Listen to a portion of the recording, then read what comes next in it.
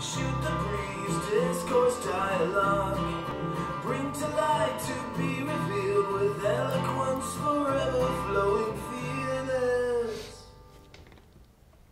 Hey, welcome to another Fearless.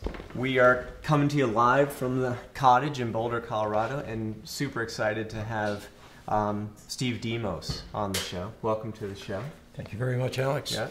Steve, well, first I should say you can tweet in questions to @fearlessforce.com, and we'll take them live on the show. If they're especially good, we might give away a T-shirt or, I don't know, maybe some GoodBelly or something like that.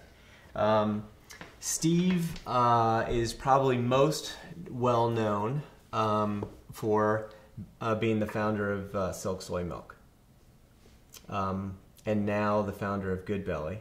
Yep. But in my mind, you're just known for being this very thoughtful guy in business. I'll take that as a compliment. Thank you. It is, and the first time we met was when we at the agency were pitching Silk. Yep. And I was really excited about that. I think we had just finished. We were working on Mini, and we had just launched Mini. And, That's right. And I felt like we had learned a lot of things, and I was trying to apply into Silk soy milk, and we did not get hired. You didn't hire me. Crushing. It was crushing for me. No kidding. Like, of all and I've told other people, and I've said it before, in my career, that was one of the only disappointments in a lot of ways. That was a tough decision. You guys were edgy and sharp, but the decision was based on a different insight. It was based on a biological need for the product. Yeah. So that's sorry to disappoint you there, Alex. It was all right, and it didn't work out that well. You seem to have done well without us. Well, yeah, I think that what I was honestly, one of the things that I was excited about though was that I saw you as a potential mentor, and that scares me. Well, now I was that old. Well, you knew more than I did. That's what I felt when I'd spend time with you. I thought, this guy knows some stuff about business. He knows some stuff about sustainability. He knows a lot about what's going on with our food that I hadn't even begun to consider. And honestly, I don't think I even began to consider it until years and years after that. But I could tell you new things. You know, if I never took a business class. So if you're a mission-driven or purpose-driven nutcase, you know, a true entrepreneur in that way, then you think deep and you learn. And really it was trying to prove a model, prove a purpose and a mission that it wasn't like we walked in with all of this knowledge. It was, you better learn this stuff if you really want to change the world. So our goal was to demonstrate, let's call it a higher order of capitalism rather than opportunistic capitalism. And when we met, you had just recently sold to Dean Foods? That's right. Mm-hmm. About a year before, or? Oh, probably in that range. When we took in money early in the game, we were quite small and Silk had not crested. And we thought we were hitting a grand slam. So we sold on the premise of a 3-year horizon. In that 3 years, the company grew almost 2,000%. Wow. Right. And we never saw this coming. And we had been doing this for 18 distribution, or? No, it wasn't. The irony here was that everybody presumed Big Brother is going to come in and influence cost compression, distribution, all those things. That's a myth. Never seen it happen yet. What was accomplished for Silk, which was, 15 million homes and 97% presence in the supermarkets, was done on the backs of the people at the company.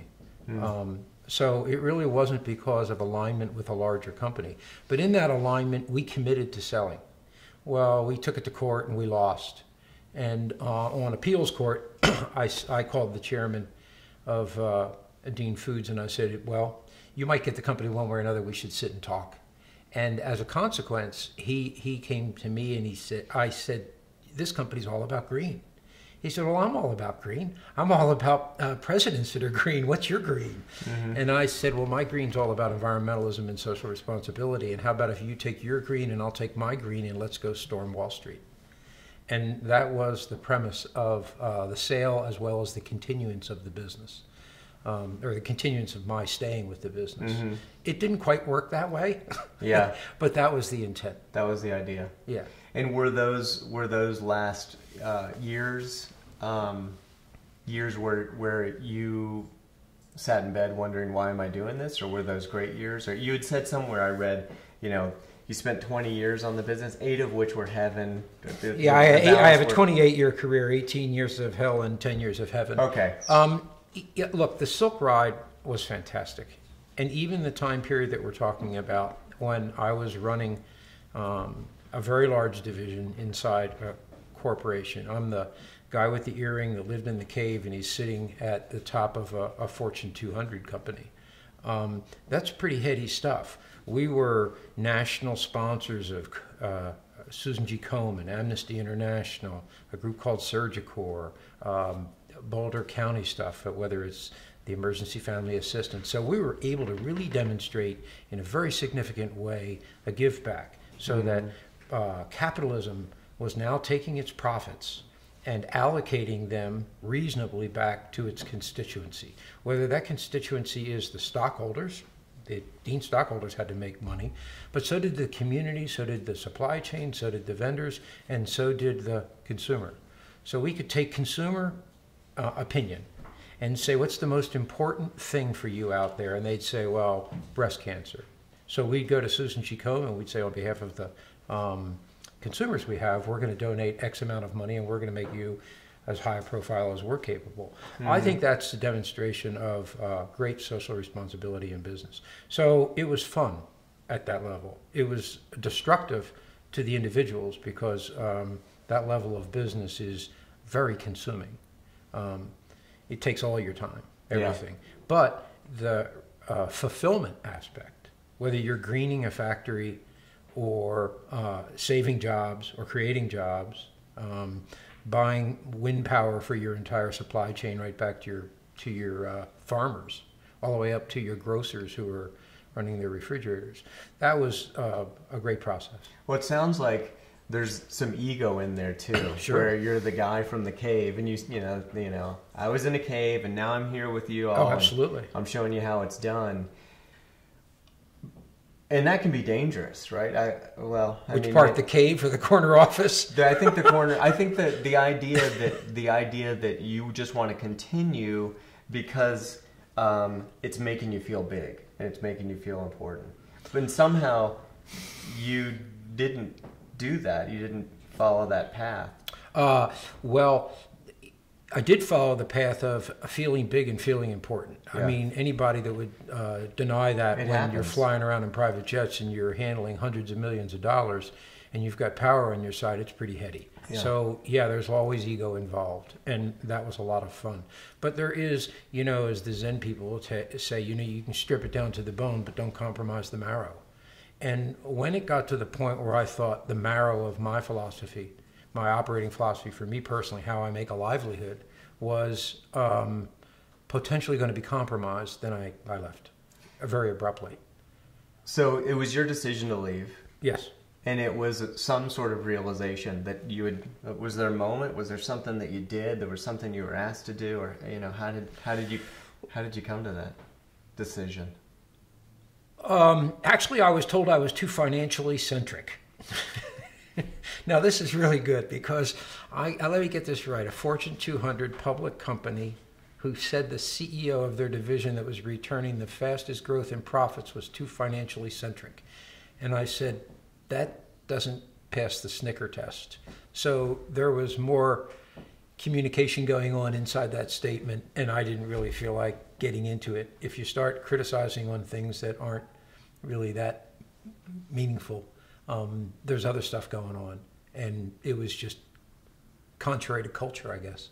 Mm-hmm. So I decided that I really didn't want to become Orville Redenbacher or Colonel Sanders, tie-dye Steve, and the tofu wagon. Picture on the no, I never heard. I never heard that, but I think they were casting the statues as we talked. Oh. No, I'm kidding there. It just wasn't of any interest to me. I was trying to prove right livelihood. This is a philosophical concept that comes out of Buddhism. And I didn't want personality to be the driving force.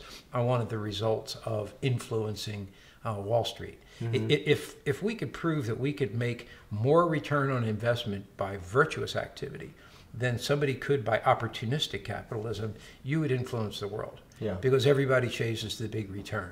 Well, there's people that are doing work to identify that, you know, green and socially responsible companies outperform others. No question. It seems like it's a message that's hard for most to hear, though.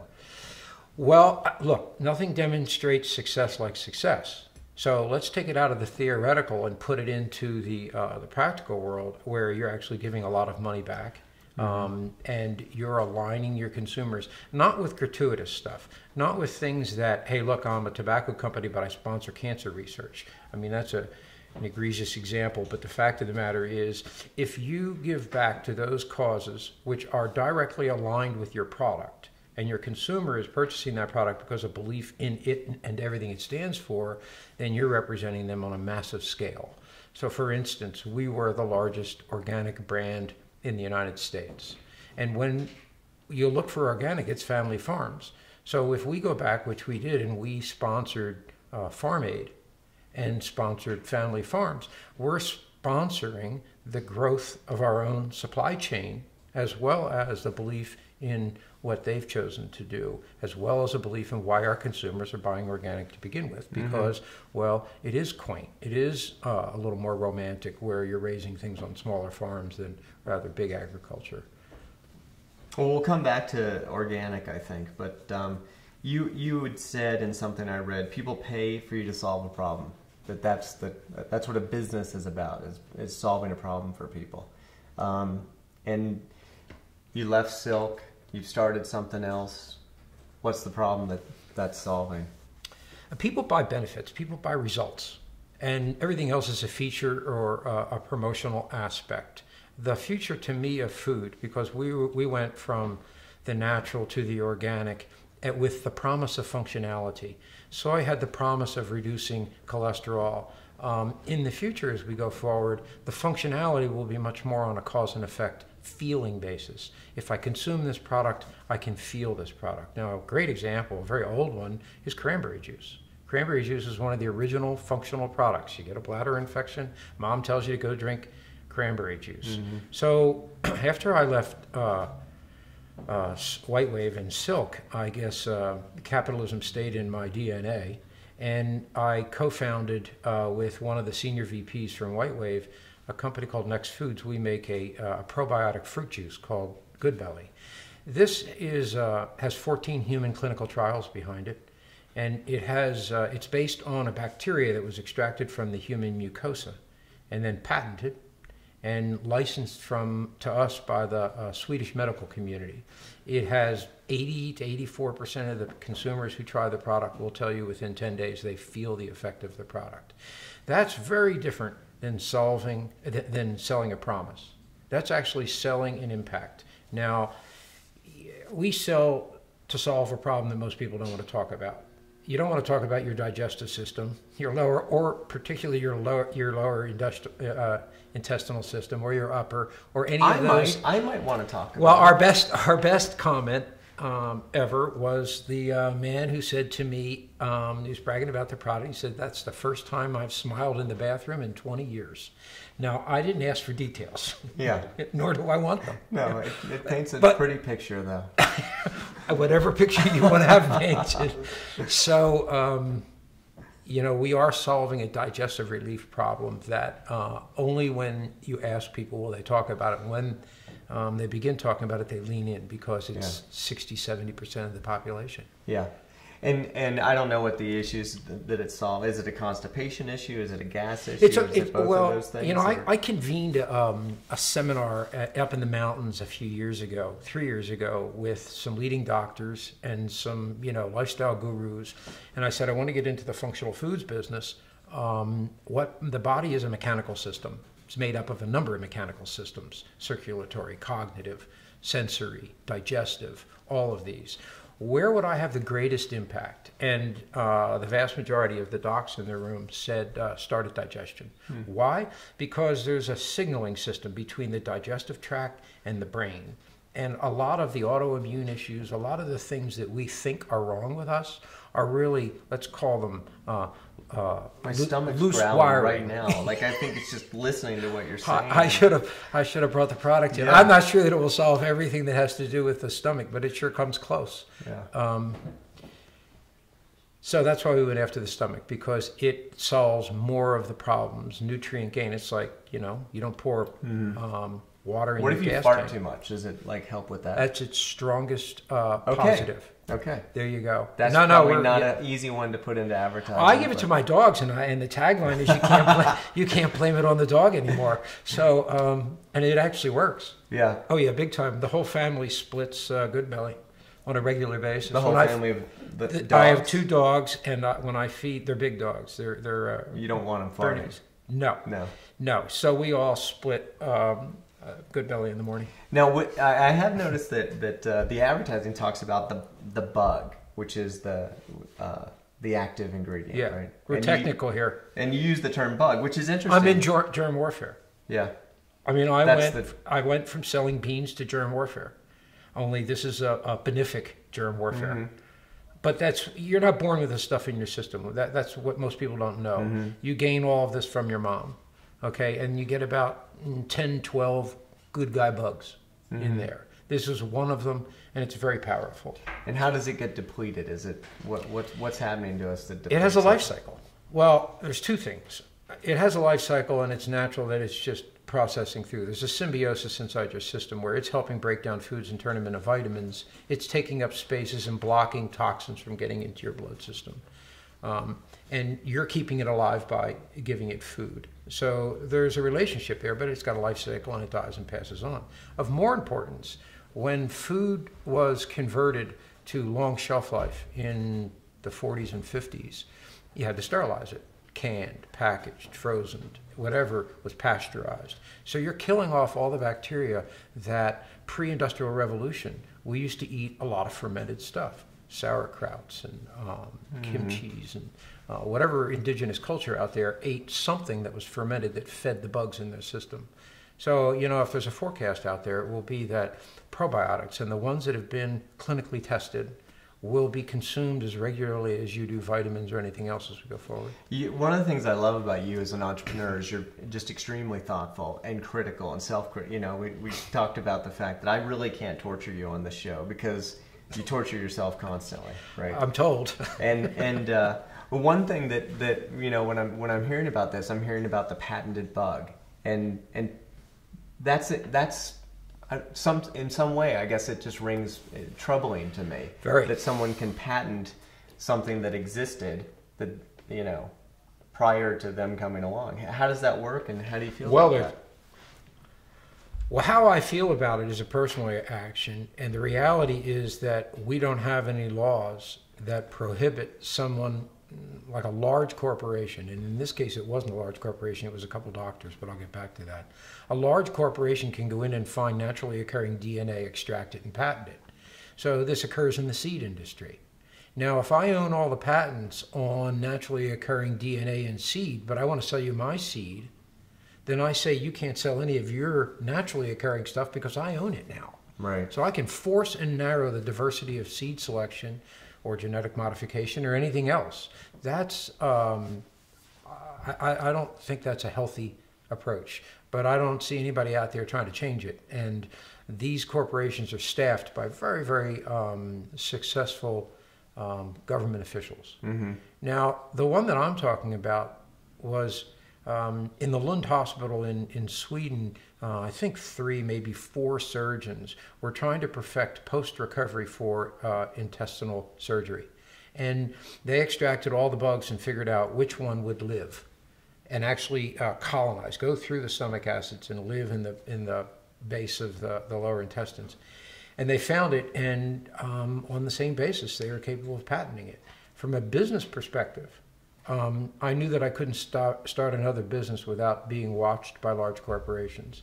So anything that didn't have a huge barrier to entry, I was handing it to them because no one was going to let an upstart entrepreneur gain, a significant percentage of a large commodity market overnight, the way we did with silk.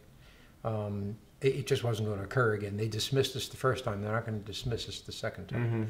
So we were going after what's considered defendable intellectual property, and this is the patent protection gives us this. So it's a good segue into a GMO, which you've got some points of view on, and it is interesting that not many people are considering this, and I think in a way they don't consider it because it just wouldn't resonate with how they imagine the world would be, and unless you go to school on it, it's hard to believe that things that were, I guess, conceptually invented by creation or God, somehow you can patent if you're able to extract that DNA, and it doesn't make any sense for the people who are in that business to do the PR around telling everybody this is happening.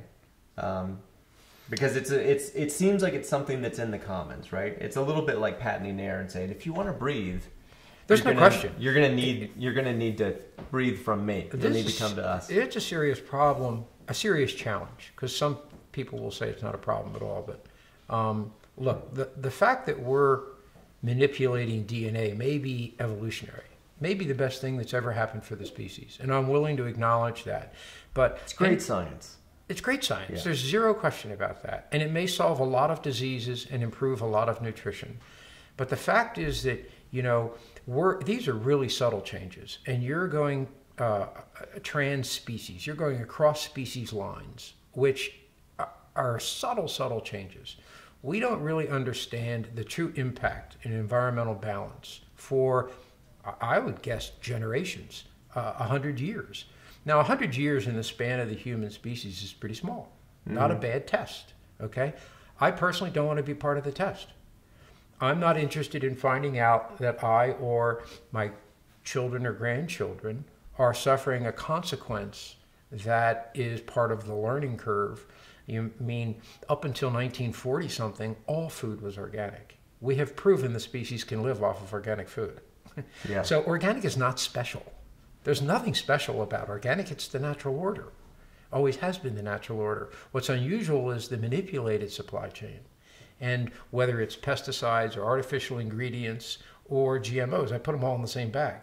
You don't know the consequences over such a short period of time, not even the span of a full generation, have we watched to see what's occurring. But yet we see incidences of, gee, have you noticed there's an obesity issue going on? Have you noticed that we have a few other diseases increased in adolescent diabetes, maybe associated with obesity, maybe not? There's a number of things going on and we're all scratching our heads. Well, we've changed our fuel radically, but nobody's putting it together. A lot of people chalk it up to lack of exercise. Well, I would think it's a combination. There's never a smoking gun with a single bullet when you're talking lifestyle issues. We've got groundwater pollution, we've got air pollution, we've got changing food.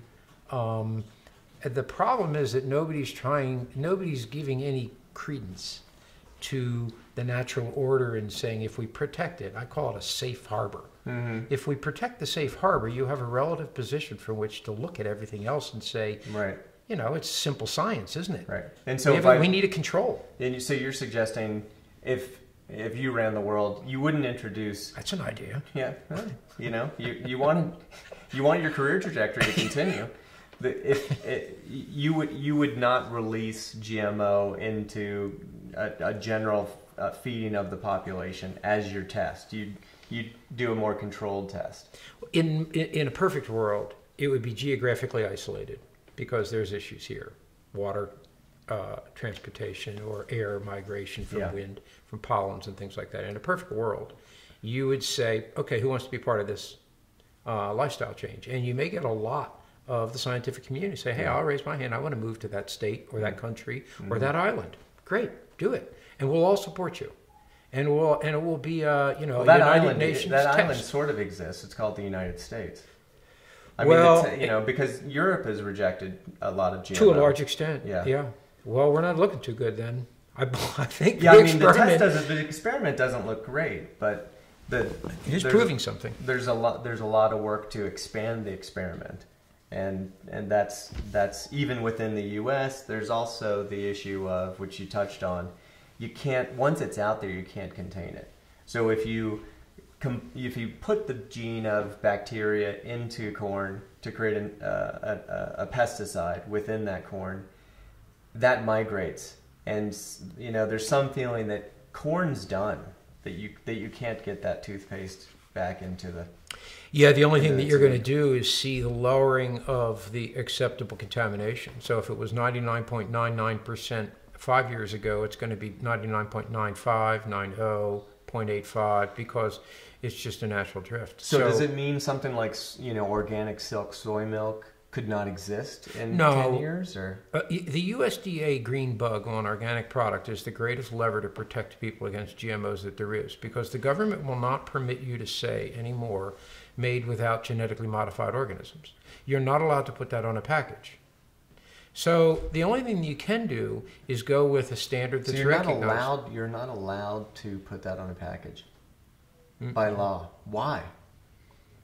I can't answer that question. I can. Because we know I can. 98% they say that consumers don't want it when they're asked, and they would like it labeled. So even if you wanted to, you can't put it on a package?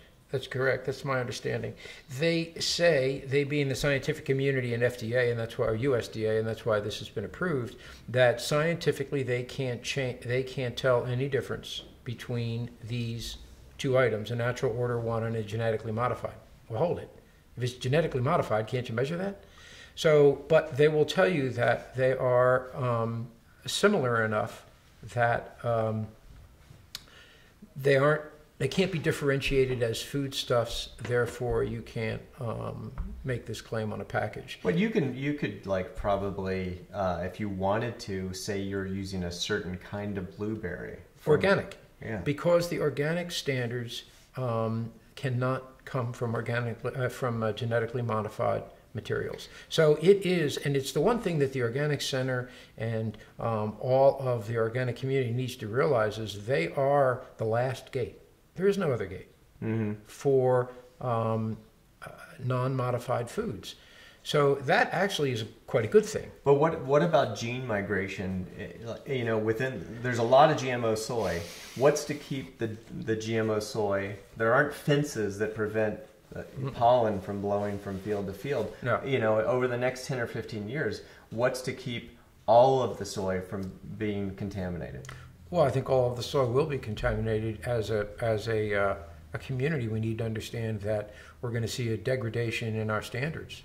But it's a question of, are you just going to give in and say, well, I'll just consume GMO food, or am I willing to accept a slight change over a long period of time as organics protects its position?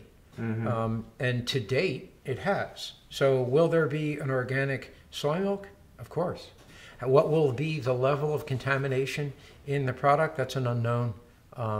There's a standard assigned now, and maybe in 15 years that standard will have to be reevaluated because of the drift that you're mentioning. Yeah. You had talked about moving to, where are you going? New Zealand. New Zealand. North Island of New Zealand.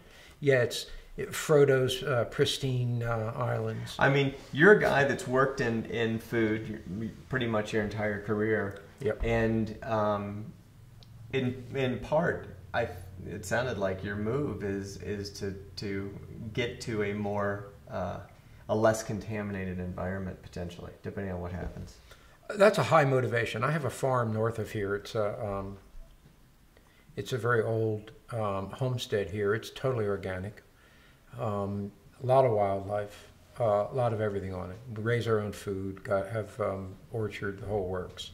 So you can find all of this in the United States, but there is an increase in the potential for contamination, and there is a different mindset in some other parts of the world about some of these advances, whether it's nuclear energy, whether it's hydroelectric or coal, or in the case of New Zealand, they're very technologically advanced and have chosen to go slowly in certain areas that I think are valuable.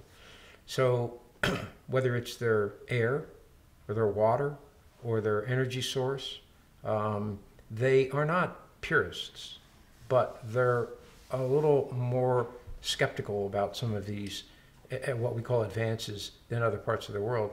For me, it's I don't think I'll move there permanently. I'll go back and forth. Well, and you have the luxury of doing that. What if I'm a mom? I'm in the U.S. I'm concerned. I want to protect my kids. What would you suggest? Yeah, I think that's the first question that I'm asked invariably when I meet people, and I'll say the same thing over and over. Number one, when you feed your kids milk, feed them only organic milk. The biggest threat I think out there is because of the consumption of kids, particularly young girls, and all of the antibiotics and the hormones that are used. The early onset of adolescence in girls right now is dangerous. Mm-hmm. And I don't think the dairy industry and the medical community are really dealing with this. So look, this is a layperson's opinion. It's not substantiated. I'm not going to try and bash everything, but if you ask me the culmination of a career, eat organic food. It's more expensive. It is going to take away more of your discretionary income to do so, but hey, it's always been organic, and everybody, and we didn't have a lot of the issues we're talking about. Yeah, so make your choice. I just came back from Norway. I was there for a couple of days, and it was pretty. It's always interesting to go someplace and then come back, and you get that fresh perspective on. And we landed in Newark, and what obesity is definitely something that we're dealing with. That I was sort of prepared for. I wasn't really prepared for how thin they still were in Norway. But the other thing is, although we're obese, I could tell people were sick. Right. And they were limping, and they were unable to get around, and they weren't very mobile, and they had it was extremely uncomfortable to be confronted with it, and I don't think that most people in this country ever get that perspective. We think that we've just always been as unhealthy as we are becoming because it's been so gradual. Everything you described, I see all the time because I travel a lot out of country and then I come back in. The one thing that I would notice, that I have noticed in foreign cultures versus ours is natural aging actually has a beauty, but it doesn't here. It actually is taking on an ugliness, that it's a grotesqueness, whether it's disproportionate size or the face is just sad and or angry or something. Now, where's it coming from? I don't know. The intensity of our lifestyle or our food or our water, but it's clear that we're getting sicker, not getting better. Yeah. And physically, it sure is present, isn't it? I mean, just any airport that you land in coming from overseas, it's the same initial impression. Mm-hmm. Oh my God, I'm back. Mm-hmm. And it's not pleasant. No. Mm-mm. The number of overweight who stand up to get on the airplane when they say handicapped first is increasing. Yeah. Well, rascals and things like that, people don't really want to walk. And in some cases, they just aren't really able to walk. So there's this rolling culture that we're creating. Yeah, I have a strong opinion here. I don't think I should be going into it. Okay, well, we'll be calling them the soon-to-be deceased. But people are still living a long time. It's the quality that I think is now the CDC That's says true. that our children will not live as long as we do have. And that's a startling statistic for most Americans who think that there's this ever-increasing health in this country, and the CDC is not a radical organization. I mean, Center for Disease Control, they're pretty conservative, and they're just looking at the numbers and disease like type 2 diabetes and kids, and they're saying there's no way this next generation is going to live as long as we did. There is an interesting experiment going on. If you go back to this, there is a core of people who have been living an organic lifestyle since 1960-something, maybe even earlier. They're very committed. There's a lot of them living in Boulder. There's a lot of them living in Berkeley and all the rest of the core natural products areas. And there's also the vast majority of people who have been living off of everyday conventional foods. Now, the swell of the population is hitting 50, approaching 60, 65, where a lot of this is going to show up. If there's any proof in what I think is important, we're going to see it very quickly. Because you match up people in their 60s who have adhered to a relative plant-based, clean living diet with somebody who said, I'll eat anything because it tastes good. Yeah. I think you'll see that it's an experiment worth taking a side on. Well, what if I'm in my 60s or my 50s and I've just been eating the American diet? I think about my parents, right? Right. And they recently have shifted their diet in a pretty dramatic way from where it was. But also, like you said, for most of their lives, there was no such thing as anything but organic. Right. So they didn't grow up on the food supply that we're feeding our children now. Would you say that that there are still benefits no matter when you decide to make a change? Yeah, I think there's enough science out there that shows that you can alter the course biologically of your system because your cells are turning over so quickly that there's never a time that's too late. Well, like Glenn Beck. Have you followed any of that? No. I haven't either, but let's pretend that I'd have. And he's on some sort of purification diet. And through this process of trying to eat in a really clean way, he's actually figured out a way to slam organic because his point is you'll never get anything as clean as the stuff that I'm buying. Organic is, a halfway measure. I'm sick, and so I have to get rid of all impurities, and I can afford to do that. But for the rest of you, don't even bother. Organic's a sham, which was a really interesting combination of points of view for a guy who had decided that he needed to purify his diet. Yeah, there's a contradiction in there. Oh, There? maybe. I don't Well, the question. I felt like you it. think? Yeah. The question is, what's pure if it's raised with artificials? He had some orange juice on the show that he had gotten in these like chrome containers, and he was just suggesting no one other than, I guess, he can afford this orange juice. So packaging was part of the pollutant. I don't know. It's just he's suggesting that environmental toxins are an issue. He's going to undo those for himself, but organic would be a half step. So don't even think about it. Just keep eating, eat whatever until you get sick, I think is his point of view. Sometimes he confuses me. Corrective, but that these are lifestyle issues we're talking about, not corrective therapy issues. But do you so if you eat organic, and probably less than eating organic, less processed food, whether they're organic or not, right? You want to eat from around the edges of the store, as they say, right? And begin cooking and doing all those sorts of things. You're talking about a lifestyle, but it's seen as not very just elitist. food. It's seen as very elitist. How do you fix that? Like, I think you fixed that in some ways with Silk. I think Silk is seen as a pretty normalized product now. I don't think we're talking gourmet here. I think you're talking fresh food, unprocessed, as close to its natural state as possible. And it has to go hand in hand with other aspects. You got to get outside and get air. You have to exercise. You have to make intelligent choices about the rest of your life. You're not going to solve it just by, I'm now organic, but I don't leave the couch. Mm-hmm. That won't do you any good. Yeah. So I think that it's a choice of, I'm going to live a cleaner existence, maybe a more basic one, rather than highly processed, highly gourmet all the time. Yeah. So let's segue a little bit into where you're at as an entrepreneur. You created a company. You came out of a cave, created it with the intent of making that company, which is kind of interesting. That's true. That was absolutely the reason for coming back from India. Yeah. That worked. Then you segued out of that and said, okay, I'm going to try my hand at this again, I guess.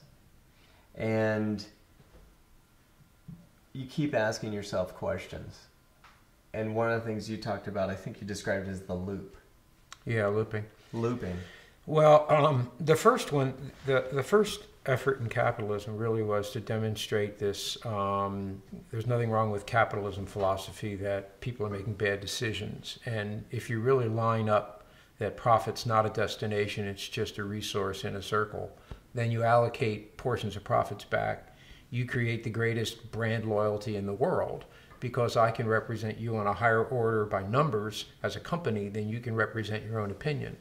So if you happen to buy Silk and you believe in Amnesty International or Emergency Family Assistance or Boulder County AIDS or any of those things, you're going to buy the product because we supported you, and we supported our employees and our vendors and our customers. So that was a total concept.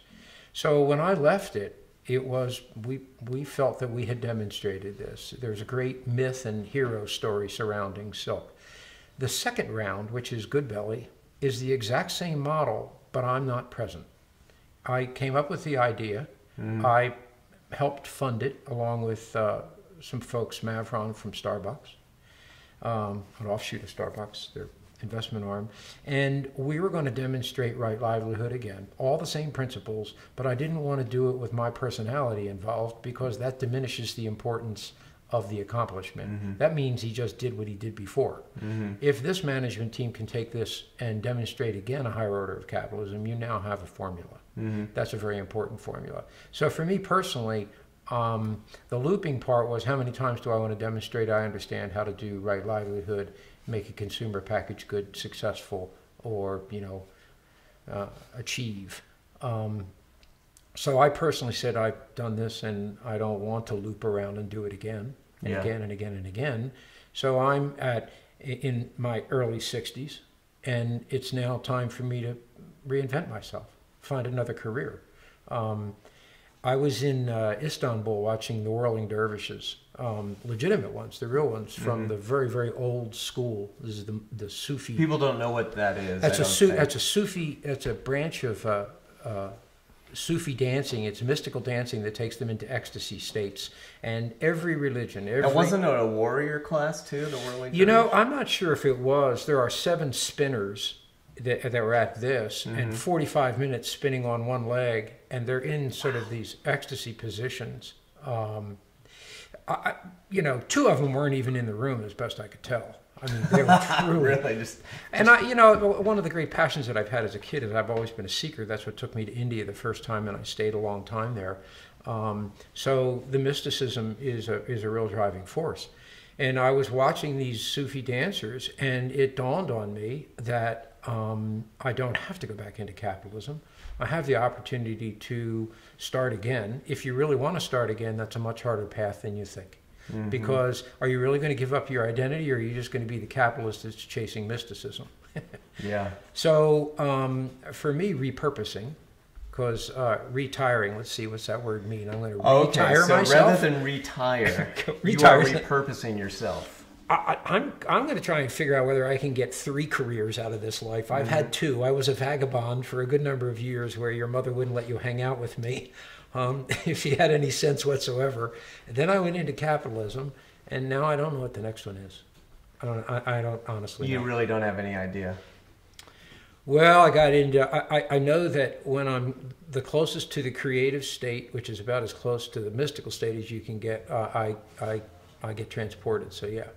So it may be in the art world, it may be in getting out on the edge of travel. I do a lot of travel. Does it have in your mind? So let's say that you bring Whirling Dervishes, to the West, and that art form and that expression and that meditation and that mindfulness, and does it have a financial component? Is that still an aspect of making something sustainable in your mind? No. Life has to be greater than commerce. There has to be a greater purpose than waking up and thinking, how am I going to spend it, or how am I going to make it? There just has to be. And I think you earn the privilege to think that way. So if you chase achievement, you will never think that way. If you chase fulfillment, you probably will receive achievement, but fulfillment says, okay, what's next? Achievement says, can I get more? And I think they are very different motivators. So if you go out into the world of commerce, it's a lot about achievement and not a lot about fulfillment.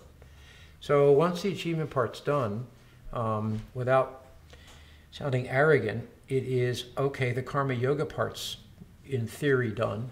What do you want to do for the higher order of yoga? And that's contemplative stuff.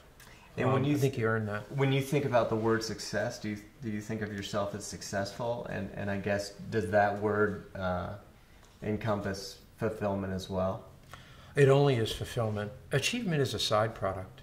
It's a byproduct of fulfillment. If you chase a great passion that the world really is going to be better off with its success, its completion, than not, you'll benefit.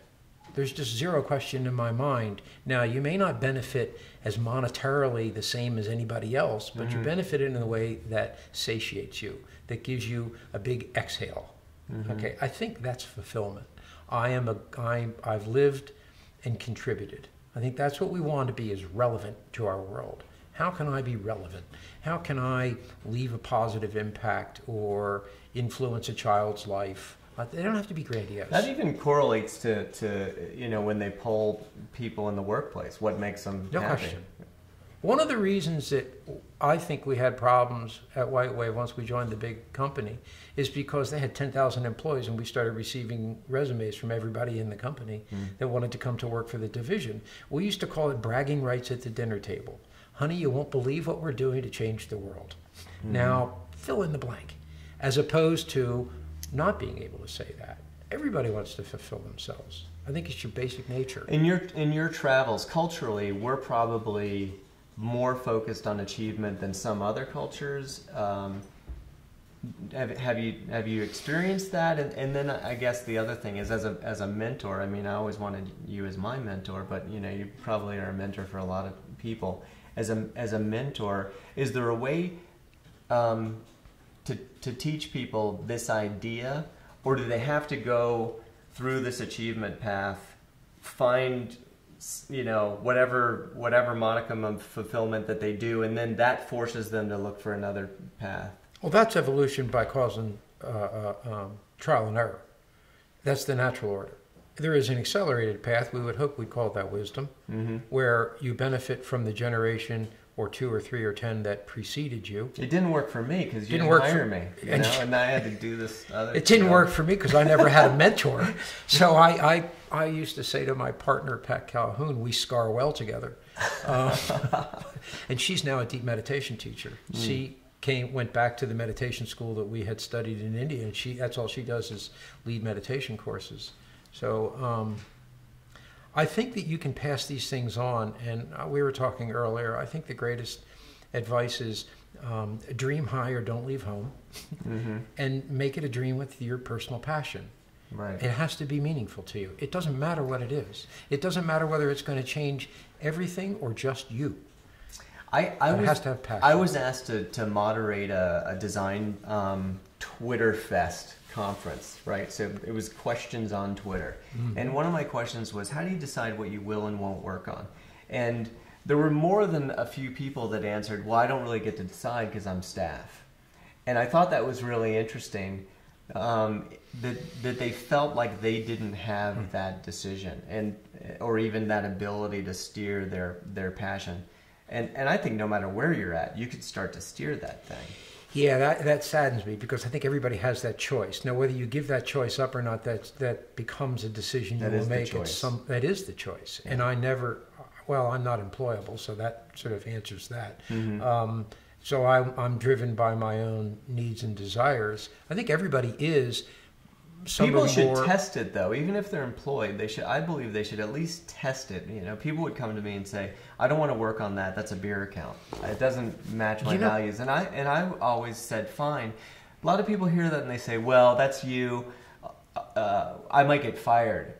I would say test it. If you get fired for just explaining what path you want, you're in the wrong company. That's the right thing, Well, if a number of countries in the Mideast can, by virtue of social media and large accumulation of opinion, overthrow governments, then companies' purpose can be influenced by employees who want to say, I don't want to make bombs anymore.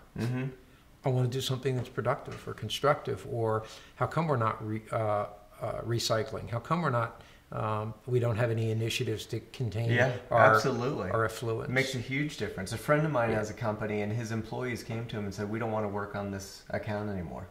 Like, we're not sure we want to." And I think they were worried about what his reaction would be, and his reaction was, "Well, let's just stop. Let's stop tomorrow." And I think that, especially if there's more than one voice, it's worth a shot. The brand loyalty of the future will depend upon the purpose and authenticity of the company, because products will be at parity, advertising will be at parity, everything will be at parity except for the purpose that's clearly communicated back to the community, and it's voting with our dollars. Mm-hmm. You know, if you took the largest carbonated drink companies and you sit down and order one and they say, "No, we don't have that one, we'll give you the other one, do you mind?" Nobody ever says no. They always they just say yes. Yeah. Well, that's parity. Yeah. That's absolute parity. I'm not sure that I think everything's moving towards parity, but I do think that purpose of company will be the advertising of the future. It just can't be bolt-on. Yeah, it has to be It's going to be linked. genuine differences, and the differences can be cultural within the company. Linked to something that's connected to the company, its product, but it can't be a bolt-on that "Aren't I nice, now I'm giving to save the dolphins." Do you see a difference between give back and being involved with your community and something like a Tom's Shoes, where by design, you know, Tom's doesn't sell a shoe without giving a shoe. It's part of the design of that social venture. Is that one step beyond what you were able to do at Silk?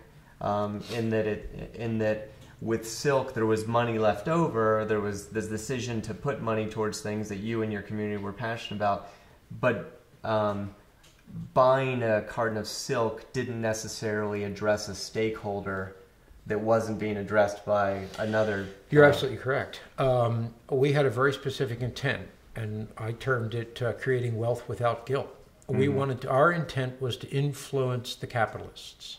And if we could demonstrate that you could make an enormous amount of money for a broad base of people mm-hmm. through virtuous activity, right livelihood, that would influence large-scale businesses where they would take on all of these responsibilities. Yeah.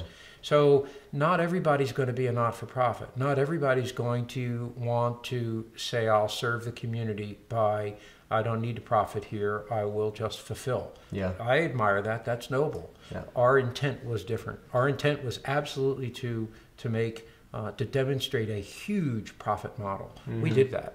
And, you know, I think it's a continuum too. You know, I mean, it Sure. starts with basically giving back nothing, moves to, hey, we give back 1%, and people get excited about that. And to the social venture like a Tom's, where, you know, literally 50% is going towards a non-served stakeholder. And I saw another one that was selling an energy bar that was giving away that all of the revenue, the operating profits, went to giving out vitamins. That wasn't Vitamin Angel, but it was another one that presented here in Boulder. You know, capitalism is changing. It's the most powerful force on the planet. It is greater than any nationality, any government. So maybe you shouldn't leave it. I think of you. I think of you as foods Yvon Chouinard. You know the. Thank you. I do very much, and I've been in the same building with him a couple of times. I'll take that as a great compliment. And I think really your careers have a lot of parallels, and Casey Sheehan, who's the CEO of Patagonia, told a story where Yvon was in a meeting with Walmart. Walmart had wanted to figure out how to do their sustainability, and they, you know, where do you look to? You Right. look to the pioneers. And he came back from that meeting and said, "I think I may have had the most important meeting in my career." And it was through that idea that this very progressive view of capitalism had now infected more mainstream capitalism. And I think that, you know, a lot of the work that you did at Silk has done just that. Yeah, I think that, look, you can't change DNA. The lessons learned and the rules learned will be applied. You can't actually change DNA. Yeah, epigenetic. I know that's true. Epigenetics does so, which is basically just environmental influence. I can take all of the things that I've learned and apply them to a micro scale now rather than a macro scale. And I can go change a village. I can send people to college. I could influence education or health or wellness. So it's not like I'm not. I'm not trying to get you to stay. It wouldn't influence me. I doubt it would, yeah. No. Now, if everyone out there wrote to you and said, please don't leave capitalism, we need people like you, maybe that would do it. I'm not trying to put pressure on you. This is funny. Yeah. You were paid by how many people? Because I get this all the time. But I need a hiatus for a while because to reinvent yourself means you can't just do what you did before and be who you were before. And it's a painful process, and we were talking about that. Yeah, you strip your identity away. Yeah, you got to tear yourself down. Yeah, to a blank chalkboard. So you have to unravel an awful lot. I mean... And it sucks when you were the guy that was really powerful and running the Fortune 200 company, and then you got to be just a guy. Yeah, it's okay. That's chosen. Okay, I like that. It's still part. difficult, right? I like starting over. I'm not. Is the difficult. Process difficult? It's painful, is what it is. Yeah, it's painful. But I'm not adverse to risk, and I'm not adverse to struggle. I think that they actually have their own rewards. I'm not a masochist, but I do think that accomplishment. Look, how many times do you really get an opportunity to say, if you had to choose a career path, what would it be? Well, most of the time we wake up in mid-career and go, oh my gosh, I'm a doctor, or I'm a school teacher, or whatever it is. I'm a business person. And well, I've got to fulfill myself here and get this done because I've got household responsibilities and community responsibilities. I think that our generation is going to have a lot of graduates who can turn around and say, what's next? Because you may retire between 55 and 65, but you're probably going to be alive until you're 85 or 95. Yeah, it's a long or greater. time. That's 1/3, at least. It's as long as my entire career was. So what's the next round? I don't think it's sitting... Yeah, no, you can't, and neither can I. No, don't worry about that. You won't. Yeah. No, yeah. I will never be out there like about to tee off and go, Steve. I went out there with a good friend, but we decided to throw the ball instead. So. Oh wait, someone's giving me the 1 minute mark. Is that true? My watch is off.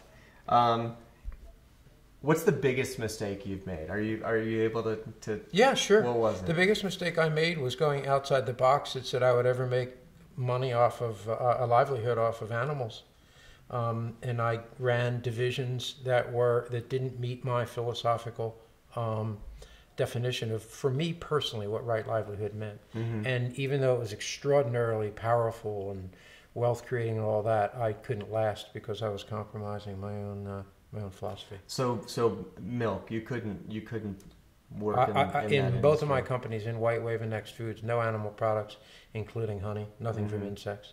Everything is lower on the food chain. It always has been, and it always will be as long as I'm associated with it. Okay, I just have to ask you, you're not vegan? I'm not vegan. Because I'm really bummed out that you're down on honey. I'm not. I have bees. You do? And okay. I have bees and I eat honey off of my own farm. Okay. You need the bees for pollination. Yeah.